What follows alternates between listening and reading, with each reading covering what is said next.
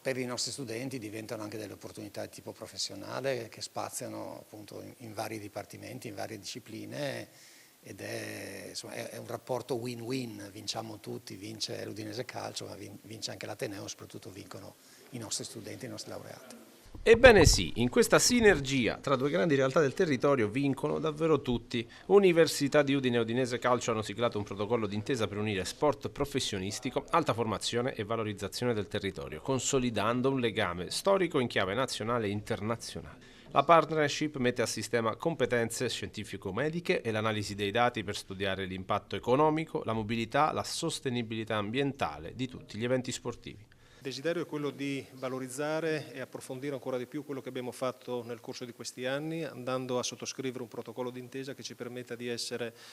ancora più stretti nel legame, in maniera tale che ci possa essere un adeguato trasferimento di conoscenze e di competenze dall'Università all'Udinese Calcio e dall'altro lato che l'Udinese Calcio possa dare l'opportunità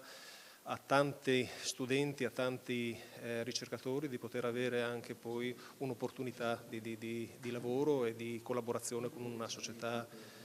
professionistica di alto livello. L'accordo offre agli studenti tirocini, stage e orientamento sul campo. Inoltre, il Blue Energy Stadium diventerà un vero e proprio quartier generale didattico, mettendo a disposizione le proprie aule e l'auditorium per le attività universitarie. La stipula di un accordo quadro che vuole riconoscere quanto è stato fatto e andare ancora più avanti. Noi facciamo tante cose con l'Udinese, che peraltro appunto quando uno va all'estero diciamo, molti conoscono Udine per l'Udinese, quindi anche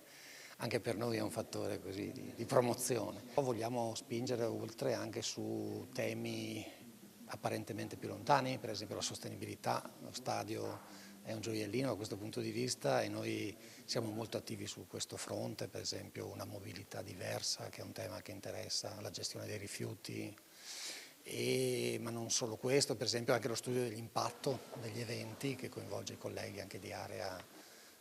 economica, cioè misurare come gli eventi sportivi, ma non solo sportivi, poi impattano dal punto di vista della crescita di un territorio.